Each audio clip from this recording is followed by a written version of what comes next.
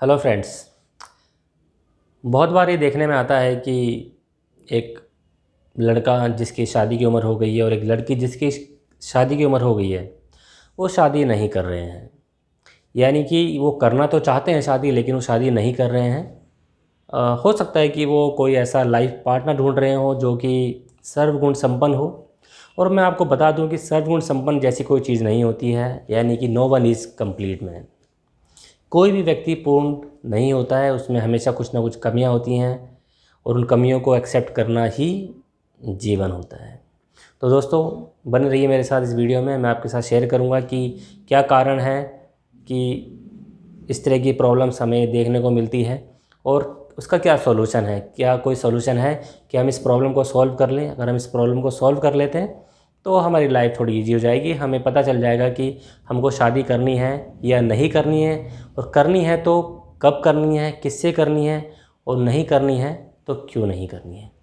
तो दोस्तों, आगे बढ़ने से पहले मैं आपसे रिक्वेस्ट करना चाहता हूँ, यदि अभी तक आपने मेरे चैनल को सब्सक्राइब नहीं किया तो आपसे प्लीज़ जल्द से सब्सक्राइब करके बेल आइकन के बटन को ज़रूर दबाएं, जिससे कि आपको मेरे आने वाली वीडियोज़ की नोटिफिकेशन समय समय पर मिलता रहे। तो दोस्तों, शुरू करते हैं। जब भी कोई लड़का या लड़की जिसकी शादी की उम्र हो गई हो, शादी के लिए मना कर रहे हैं, तो उसके दो ही कारण होते हैं। एक कि वो शादी करना नहीं चाहते हैं, नंबर 2 वो शादी करना चाहते हैं। यानी कि या तो शादी करना ही नहीं चाहते हैं, कोई भी वजह हो सकती है, या फिर वो शादी तो करना चाहते हैं लेकिन उनको ये समझ नहीं आ रहा है कि शादी करने के लिए सामने वाले व्यक्ति में या पर्सन में क्या क्वालिटी होनी चाहिए। यानी आपको यही नहीं पता कि आपके लिए इम्पोर्टेंट क्या है। बहुत सारे लोग से जब मैं मिलता हूँ तो मुझे सोच के अचरज होता है कि वो बहुत ज़्यादा कन्फ्यूज्ड हैं। यानी कि कुछ लोगों का ये मानना है कि उन्हें लगता है कि मैं एक ऐसी लड़की चाहता हूँ, एक ऐसी लड़की से शादी करना चाहता हूँ जो कि सर्वगुण संपन्न हो, देखने में सुंदर हो, घर के कार्य में निपुण हो, जॉब वाली हो, पेरेंट्स की सेवा भी करने में से कोई प्रॉब्लम ना हो, मेरे साथ भी वो अच्छा टाइम स्पेंड करे।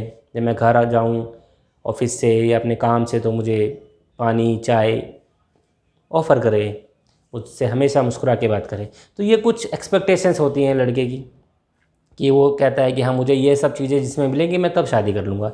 इसी प्रकार से लड़की के साथ भी होता है। उसे लगता है कि कोई मुझे ऐसा लड़का मिले जिसकी सरकारी नौकरी हो, अफसर हो, पढ़ा लिखा हो, सुंदर हो, संस्कारी हो, कोई ऐब ना हो, कमिटेड हो। तो दोस्तों, ये उसकी एक्सपेक्टेशंस हो सकती है।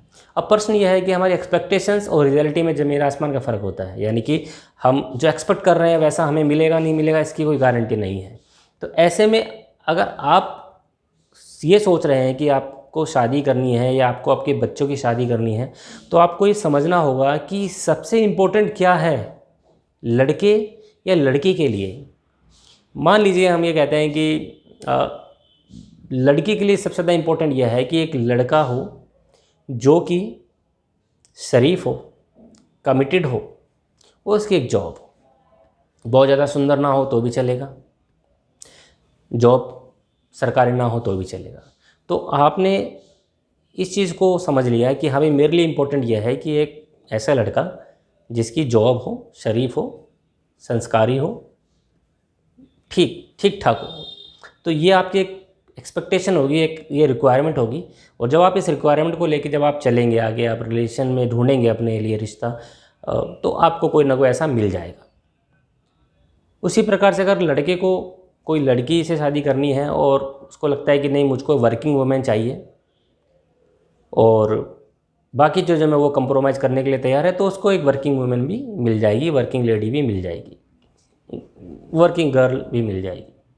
क्यों? क्योंकि उसकी प्रायोरिटी क्या है? वर्किंग गर्ल की। उसको चाहिए कि उसको एक ऐसा जीवन साथी चाहिए जो कि उसकी लाइफ में आगे जब वो बढ़े तो उसको मैनेज करने के लिए एक सपोर्ट हो।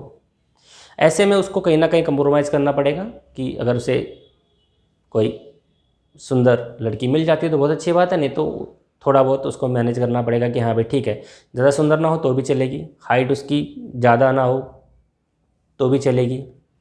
कहने का मतलब है कि आपको ये प्रायोरिटाइज़ करना पड़ेगा कि आपके लिए इम्पोर्टेंट क्या है। अगर आप ये सोचते हैं कि मेरे को सर्वगुण संपन्न लड़की चाहिए या लड़का चाहिए तभी मैं शादी करूँगा या करूँगी, तब आप समय अपना ख़राब कर रहे हैं। और कई बार ये ऐसा भी देखने में आया है कि इसी सोच के कारण लड़के या लड़कियों की शादियों की उम्र भी निकल जाती है, जिसकी वजह से वो जीवन में आगे कुछ नहीं कर पाते हैं। उनके पास सिर्फ फ्रस्ट्रेशन होती है और ऐसे लोग हमेशा आइसोलेशन में रहते हैं, लोगों से मिलना जुलना बात करना बंद कर देते हैं, क्योंकि उनके अंदर एक अलग तरह की एक एंजाइटी, एक फियर है कि अगर वो किसी से मिलेंगे तो सबसे पहले लोग से यही पूछेंगे कि भाई तेरी शादी होगी क्या, या बहुत सारे लोग उनको अवॉइड भी करेंगे कि पता नहीं क्या प्रॉब्लम है, या बहुत सारे लोग उसके बारे में अजम्पशन लगाएंगे कि भाई इसकी शादी नहीं हो पाई है। तो दोस्तों, अगर आप इस तरह की समस्या से जूझ रहे हैं जिसमें आपको ये नहीं पता कि आपके लिए इम्पोर्टेंट क्या है, तो आपके लिए बहुत ज़्यादा ज़रूरी है कि आप अपनी प्रायोरिटी को समझें कि आपके लिए इम्पोर्टेंट क्या है। आप अपनी वैल्यू सिस्टम पे काम करें, अपनी वैल्यूज़ को निकालना सीखें कि आपको चाहिए क्या। सब कुछ मिल जाए, सब कुछ चाहिए, हो सकता है आपको मिल जाए, आप हो सकता है you may be very lucky person, इसमें कोई डाउट नहीं है कि हो सकता है आपको मिल सकती है कोई लड़का या लड़की ऐसा जो इसमें आप जो गुण आप देखना चाहते हैं वो आप उसमें सारे के सारे गुण हों। लेकिन अगर वो उस चीज़ के लिए आपको फिर वेट करना पड़ेगा। हो सकता है कई बार आपने नोट भी किया होगा, बहुत से लोग 50 साल की उम्र में शादी करते हैं, 60 साल की उम्र में शादी करते हैं और कहते हैं भाई मेरे को तो मिला ही नहीं मेरी पसंद का कपल जो है, मेरी पसंद की लड़की या लड़का मुझे मिला नहीं, तो इसलिए मैंने इतनी लेट शादी करी है। इसलिए अपने आप को आप ये समझाएं कि आपकी वैल्यूज़ क्या है, आप अपनी वैल्यूज़ को निकालना सीखें कि आपके लिए इम्पोर्टेंट क्या है। और जिस दिन आपको ये पता चल जाएगा कि आपके लिए इम्पोर्टेंट क्या है, तब आप सिर्फ उसी चीज़ पे फोकस करके आप अपने लिए योग्य लड़की या लड़का ढूंढ सकते हैं। और मेरा ऐसा मानना है कि जब आप अपनी प्रायोरिटी को लेके चलेंगे तो आपको अपने इस काम में सफलता मिल जाएगी और आपकी लाइफ बहुत बेटर होगी। क्यों? क्योंकि आपको पता है कि आपको क्या चाहिए।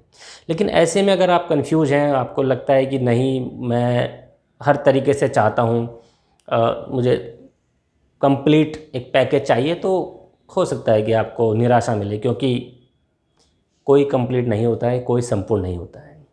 ये रेमंड का सूट नहीं है कि जिसको आप ये कहें कि हाँ रेमंड का सूट पहन लूँगा तो मैं कंप्लीट मैन हो जाऊँगा। क्योंकि रेमंड की ये टैगलाइन है कि आप रेमंड पहनते हो तो आपको फील होता है कि आप कंप्लीट मैन हो, जबकि कोई भी कंप्लीट मैन नहीं है। तो दोस्तों, आशा करता हूँ कि आपको मेरा वीडियो पसंद आया होगा। यदि हाँ तो आपसे प्लीज़ लाइक और शेयर ज़रूर करें, और यदि अभी तक आपने मेरे चैनल को सब्सक्राइब नहीं किया तो आपसे प्लीज़ सब्सक्राइब कर लें और बेल आइकन के बटन को दबाना ना भूलें, जिससे कि आपको मेरे नए वीडियोस समय समय पर मिलते रहें। So thank you very much, bye bye, take care.